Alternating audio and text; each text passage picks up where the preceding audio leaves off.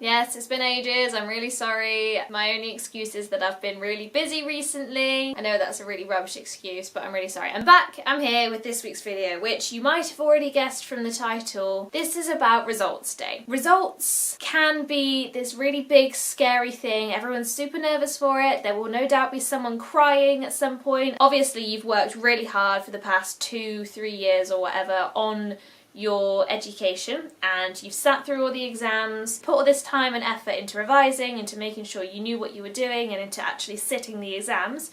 If you don't get the result that you want at the end of it, I understand that can be really disheartening. But I basically wanted to tell you today that it is completely fine.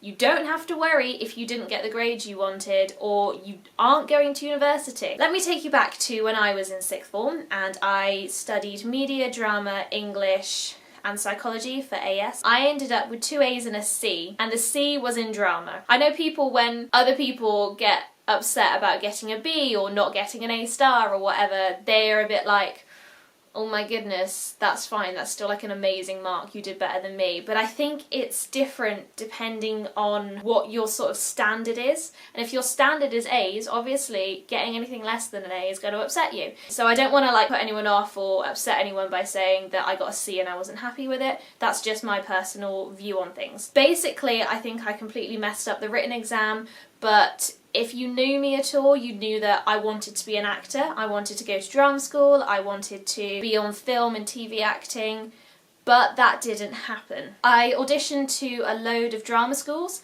I think I did about 10 applications, 5 through UCAS and then 5 outside of UCAS as well. I got into Bath Spa and Buckinghamshire. I got a recall at LIPA, but I also auditioned at Guildhall, Lambda, RADA, Bristol Old Vic. Basically, I did a load of these auditions and didn't actually go to a drama school in the end. After my last audition, which was Guildhall, and I didn't get any further than that, I felt lost. I didn't know what to do with my life. I was so set on going to drama school and that's what I'd planned to do. That's the only thing I'd thought about doing. When that didn't happen, I panicked. I didn't know what to do with myself. I wasn't going to uni that year. In the end, I ended up doing like a part-time course at Bristol Acting Academy, which was at the Old Vic. You should definitely check that out, by the way. It was a really good course.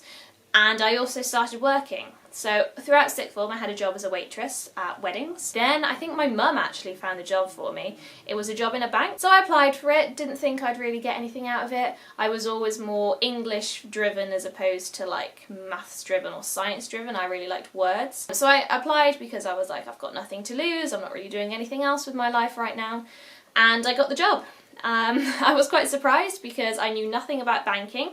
I didn't do any maths A-levels. I was there for 2.5 years. It was fine. I learned things really quickly. So obviously starting completely from zero at the bank, not knowing anything about banking, credit cards, interest rates, anything about how it worked. I really knew like the bare minimum. Over 2 years I managed to sort of go up through the company just being on the counter, and then I started seeing customers in appointments, and then I started doing loans, which is like the next big thing. Moved to London, managed to get a transfer with the same bank, but I always knew that banking wasn't for me. It was quite a, I want to say, prestigious job. Like when I told people I worked in a bank, they were all like, whoa, you must be really smart. And I was like, not really. I mean, the computer does all the maths for me. You just have to be a decent person and be able to communicate with others and like make conversation and things. So it was fine.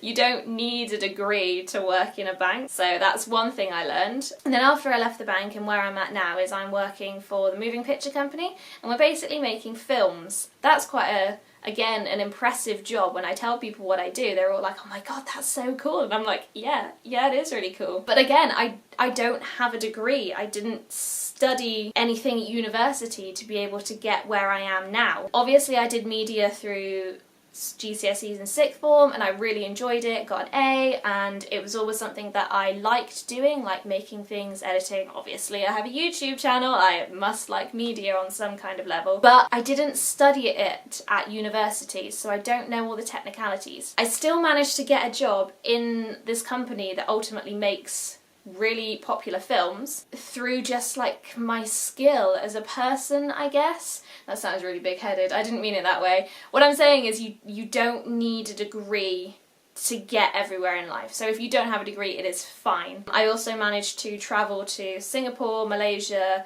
New York, LA and Ibiza in the space of a year because I have no student debt. Obviously I haven't had the uni experience. I also don't have like a liver of iron because I never went through freshers. I didn't drink every single day for a year. I'm kind of okay with that one if I'm honest. I don't think I deal so badly with hangovers. I never went through all that and I'm okay with not experiencing that because of everything that I have experienced since then. So I just wanted to say basically the main message of this video is that if your results weren't amazing, or if you didn't get into your first choice of uni, or if you didn't go to university at all, that's absolutely fine. You will not be living at home till the age of 40. I have full faith that you can get out there and make your name in the world. You don't have to go to university to get a job. Absolutely fine. Don't stress because it'll all be okay. I hope your results were what you wanted, but if they weren't, just remember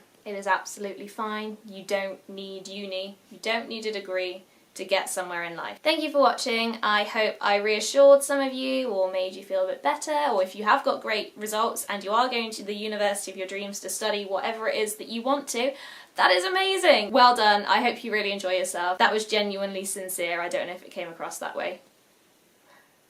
I wish you all the best with whatever you do, wherever life may take you, and thank you very much for watching. I will see you in my next video, whenever that may be. Bye!